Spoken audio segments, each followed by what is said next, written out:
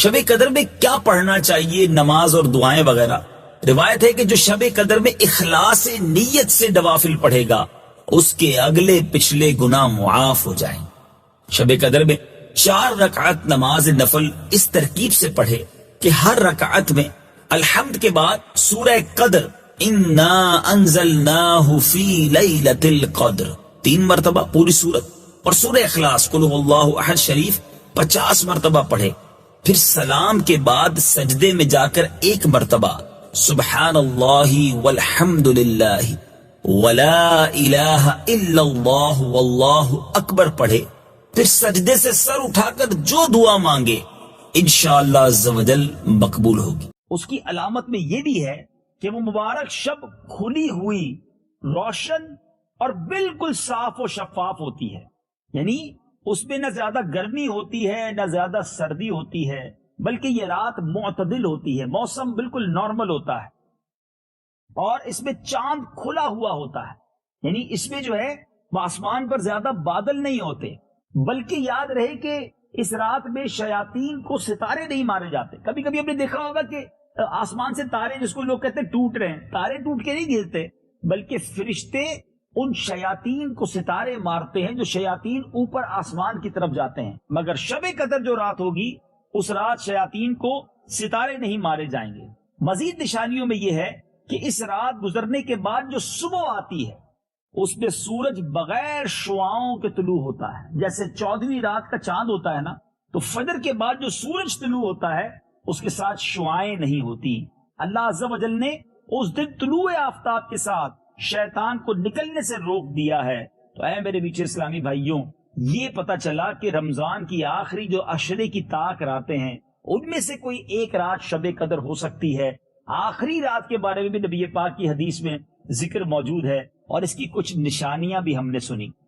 1000 مہینوں سے بہتر رات، جی ہاں، اس سلسلے کے نام سے ہی آپ سمجھ گئے ہوں گے کہ آج کس رات کا تذکرہ ہونا ہے۔ سبحان اللہ، آج 27ویں رمضان کو آپ یہ مدنی چینل کا سلسلہ دیکھ رہے ہیں، اور اس رات کا ہر عاشق رسول کو، ہر مسلمان کو انتظار رہتا ہے کہ اللہ یہ رات ہم سب کو ایک بار پھر نصیب کرے۔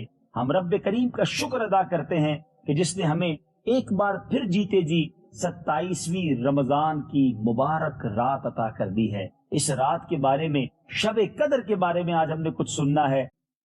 اب میٹھے اسلامی بھائیوں، کچھ بزرگوں کے فرمان بھی ہیں۔ سبحان اللہ، ایک بڑا خوبصورت اشارہ جو ہے ہمیں سورہ قدر میں جو ملتا ہے، یاد رہے کہ انا انزلناہ فی لیلۃ القدر وما ادراک ما لیلۃ القدر لیلۃ القدر خیر من الف شہر۔ علماء کہتے ہیں لیلۃ القدر جو ہے سورہ قدر میں 3 بار آیا ہے، اور لفظ لیلۃ القدر میں 9 حروف ہیں، تو 9 کو جب 3 سے ملٹیپلائی کریں تو 27 جواب آتا ہے۔ علماء کہتے ہیں یہ اشارہ ہے اس صورت میں کہ 27ویں رات شب قدر ہے۔ نبی پاک علیہ الصلوۃ والسلام کا بڑا ہی پیارا فرمان درود پاک کی فضیلت سے متعلق ہے کہ پیارے آقا علیہ الصلوۃ والسلام کا فرمان ہے، جس نے مجھ پر دن میں 1000 مرتبہ درود پاک پڑھا وہ مرے گا نہیں جب تک جنت میں اپنا ٹھکانہ نہ دیکھ لے۔ سبحان اللہ، تو روزانہ کوشش کریں کہ 1000 بار درود پاک پڑھ لیں، مگر آج تو خاص طور پر وقت نکال کر 1000 مرتبہ درود پاک کا عدد پورا کر لیجئے گا۔ شب قدر اگر ہو گئی اور اس رات یہ عبادت ہو گئی، اللہ نے چاہا بیڑا پار ہو جائے گا۔ کہ لیلۃ القدر کو لیلۃ القدر کیوں کہا جاتا ہے، یہ قدر والی رات کیوں کہی جاتی ہے؟ علماء نے اس کی کئی وجوہات لکھی ہیں۔ حضرت مفتی احمد یار خان نعیمی رحمۃ اللہ تعالی فرماتے ہیں کہ چند وجوہات کی بنا پر اس شب کو لیلۃ القدر کہا جاتا ہے۔ نمبر 1، اس میں سال آئندہ کے امور مقرر کر کے فرشتوں کے سپرد کر دیے جاتے ہیں، ہینڈ اوور کر دیے جاتے ہیں۔ قدر بمانے تقدیر یا قدر بمانا عزت، یعنی یہ عزت والی رات ہے۔ نمبر 2، اس میں قدر والا قرآن پاک نازل ہوا، سبحان اللہ، اس لیے اس کو لیلۃ القدر کہتے ہیں۔ ایک تیسری وجہ یہ ہے جو عبادت اس میں کی جاتی ہے اس کی قدر کی جاتی ہے، اس لیے بھی اس کو لیلۃ القدر کہا جاتا ہے۔ قدر کے ایک معنی تنگی کے ہیں، چونکہ اس رات ملائکہ بڑی تعداد میں زمین پر تشریف لاتے ہیں، زمین پر آتے ہیں، تو زمین پر جو جگہ ہے وہ تنگ ہو جاتی ہے. اس وجہ سے بھی اسے شب قدر یعنی قدر والی رات کہا جاتا ہے. بخاری شریف کی حدیث ہے کہ جس نے اس رات میں ایمان اور اخلاص کے ساتھ قیام کیا تو اس کے عمر بھر کے گزشتہ گناہ معاف کر دیے جائیں. اللہ اکبر. یعنی یہ رات جو بھی لیلۃ القدر کی رات ہے، آج اب یہ بھی سمجھیں گے کہ لیلۃ القدر کب ہوتی ہے. کیا 27ویں شب ہی لیلۃ القدر ہے یا کوئی اور رات بھی لیلۃ القدر ہو سکتی ہے؟ پہلے تو آئیے اس رات کی کتنی اہمیت ہے. سبحان اللہ کہ یہ رات کتنی اہم رات ہے کہ قرآن پاک کی ایک پوری سورت اس رات کی فضیلت بیان کرنے کے لیے نازل کی گئی. سبحان اللہ. مفسرین کرام اس سورت کے ضمن میں تحریر فرماتے ہیں اس رات میں اللہ عز و جل نے قرآن مجید کو لوح محفوظ سے آسمان دنیا پر نازل فرمایا اور پھر تقریباً 23 سال کی مدت میں پیارے آقا علیہ الصلوۃ والسلام پر اسے بتدریج انٹرویلز کے ساتھ بتدریج نازل فرمایا. تو پتہ چلا کہ یہ رات نزول قرآن کی رات بھی ہے، یہ رات فرشتوں کے نازل ہونے کی رات بھی ہے، یہ رات 1000 مہینوں سے بہتر رات ہے، ساری رات سلامتی ہے. سبحان اللہ سبحان اللہ. ہم رب کریم سے دعا کرتے ہیں اللہ تعالی ہم سب کو شب قدر نصیب فرمائے اور خوب عبادت میں یہ رات گزارنا نصیب فرمائے. مدنی چینل کے ناظرین، یہ اس سورہ قدر کا جو شان نزول ہے، سبحان اللہ، یہ رات عطا کیوں ہوئی؟ سرکار علیہ الصلوۃ والسلام کی امت کو اتنا بڑا تحفہ کیسے ملا؟ اس کے پیچھے علماء کئی واقعات بیان کرتے ہیں. ایک بڑا ہی ایمان افروز واقعہ ہے کہ نبی پاک علیہ الصلوۃ والسلام نے ایک بار صحابہ کرام علیہ رضوان کے سامنے بنی اسرائیل کے ایک بزرگ کا واقعہ بیان کیا، اور وہ واقعہ یہ تھا کہ حضرت شمعون رحمت اللہ تعالی نے 1000 مہینے تک اس طرح عبادت کی کہ وہ دن میں روزہ رکھتے تھے، عبادت کرتے تھے، اور اس قدر طاقتور تھے کہ لوہے کی وزنی اور مضبوط زنجیریں جو ہے وہ اپنے ہاتھوں سے توڑ ڈالتے تھے، اور رات بھر بھی عبادت کرتے تھے. دن میں روزے، رات عبادت، راہ خدا میں سفر، اور اللہ نے طاقت بھی بڑی دی تھی. اب ان کے ساتھ ہوا کیا؟ آپ کے دشمنوں نے کئی بار آپ پر حملے کیے، آپ کو قابو پانے کی کوشش کی، مگر اللہ نے اتنی طاقت دی تھی کہ کوئی آپ کو زیر نہیں کر سکتا تھا. بالآخر انہوں نے آپ کی زوجہ کو مال کی لالچ دی، اور آپ کی زوجہ نے آپ کو گویا قید کر لیا، زنجیروں سے باندھ دیا، اور اس کے بعد جب کفار نے آپ کو پکڑا اور آپ کو بڑی بے دردی کے ساتھ شہید کیا، آپ کے جسم کے اعضاء کاٹ دیے، پھر اللہ تبارک و تعالیٰ کے قہر کی بجلی نازل ہوئی اور کفار بھی جل کر خاکستر ہو گئے. آپ کی جو زوجہ تھی جو بے وفا نکلی، مال کے لالچ میں اپنے شوہر کو کفار کے حوالے کر دیا، وہ بھی جل کر خاک ہو گئی. لیکن جب یہ واقعہ نبی پاک علیہ الصلوۃ والسلام نے صحابہ کرام کو سنایا تو کیا خوبصورت صحابہ کرام کا مائنڈ سیٹ تھا، کیا شاندار ان کی سوچ تھی. دیکھیے میں نے بھی یہ واقعہ سنا، ابھی آپ کو بھی میں نے سنایا. ہمارے ذہن میں کیا خیال آتا ہے؟ ہمارے ذہن میں خیال یہ آتا ہے کہ کمال کے بزرگ تھے، اتنی عبادت کی تھی اور اتنی قربانی بھی دی. لیکن صحابہ کرام علیہ رضوان کا کیا خوبصورت طرز عمل تھا کہ انہوں نے نبی پاک علیہ الصلوۃ والسلام کی بارگاہ میں عرض کی کہ حضور، حضرت شمعون تو اتنے طاقتور بھی تھے، 1000 مہینوں تک اتنی عبادت بھی انہوں نے کی، روزے بھی رکھے، حضور رات بھر عبادت کی، تو حضور ہماری عمریں تو بہت چھوٹی ہیں، ہم تو بڑے کمزور ہیں، ہم کیسے اتنی ساری عبادت کر سکیں گے؟ پچھلی قومیں تو آگے بڑھ جائیں گی عبادت میں. سبحان اللہ، کتنا خوبصورت ذہن تھا کہ عبادت میں ہم پیچھے نہ رہ جائیں، اللہ کی رضا والے کاموں میں ہم پیچھے نہ رہ جائیں. اللہ کے حبیب علیہ الصلوۃ والسلام نے جب صحابہ کرام علیہ رضوان کی یہ بات سنی تو آپ کے دل پر غم طاری ہو گیا، اپنی امت کی محبت جوش مارنے لگی کہ میری امت کی تو عمر بھی تھوڑی ہے. پہلے کے لوگ سینکڑوں سال زندہ رہتے تھے، اور آج کل ایوریج عمر جو ہے، اوسطاً جو عمر ہے وہ 60-70 سال ہے.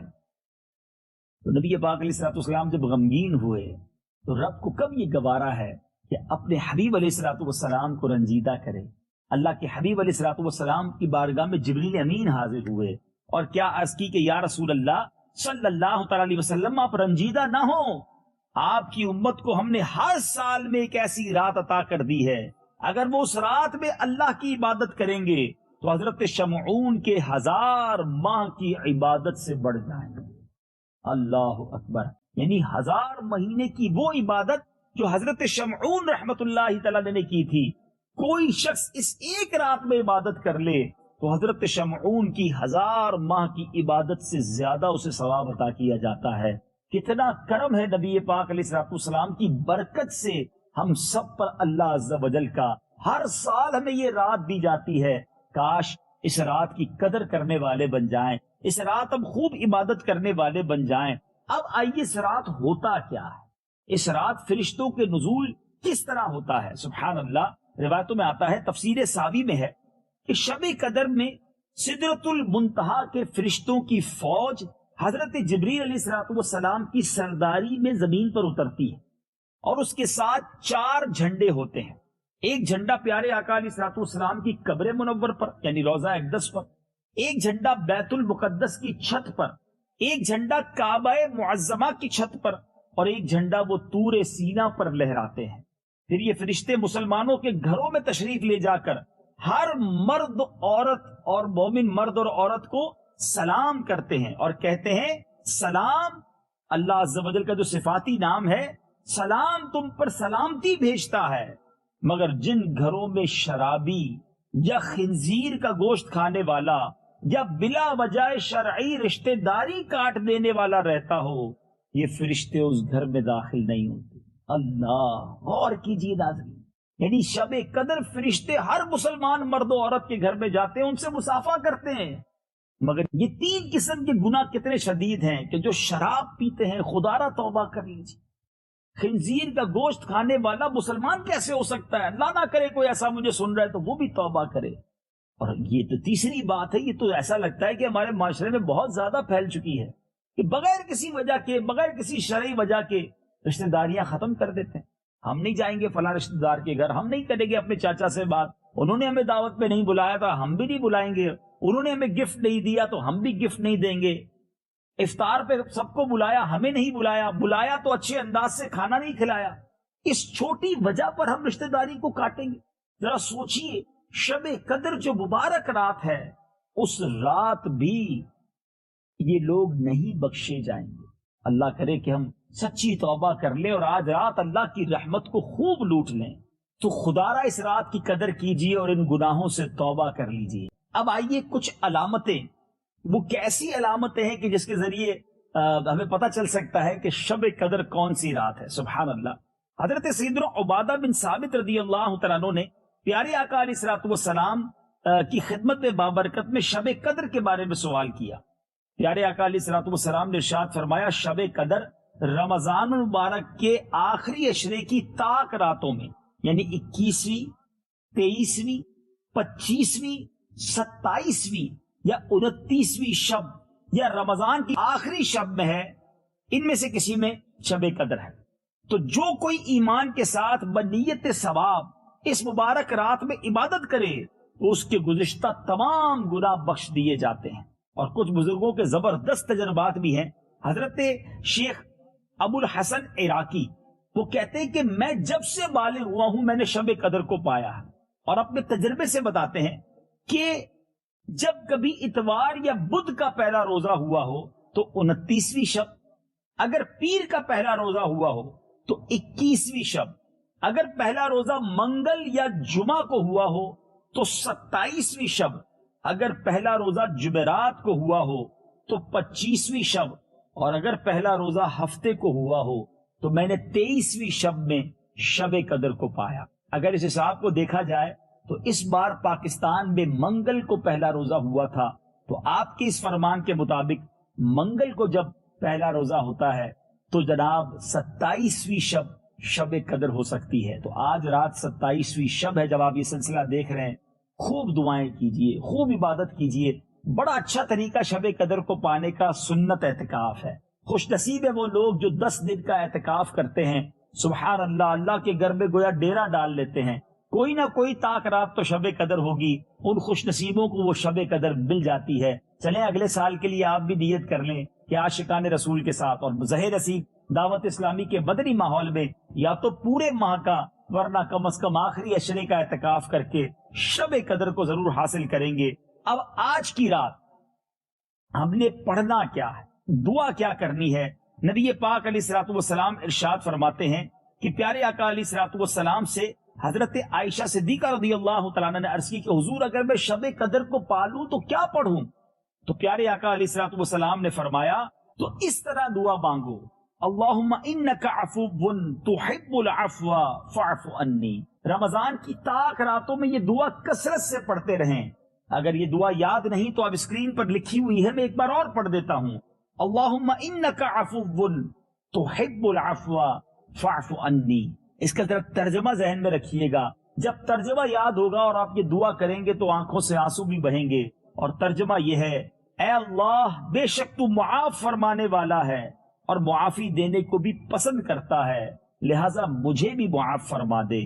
امیر المومنین مولا کائنات مولا علی کرم اللہ تعالی وجہ الکریم فرماتے ہیں، جو کوئی شب قدر میں سورہ قدر 7 بار پڑھتا ہے اللہ عز و جل اسے ہر بلا سے محفوظ فرما دیتا ہے، اور 70,000 فرشتے اس کے لیے جنت کی دعا کرتے ہیں۔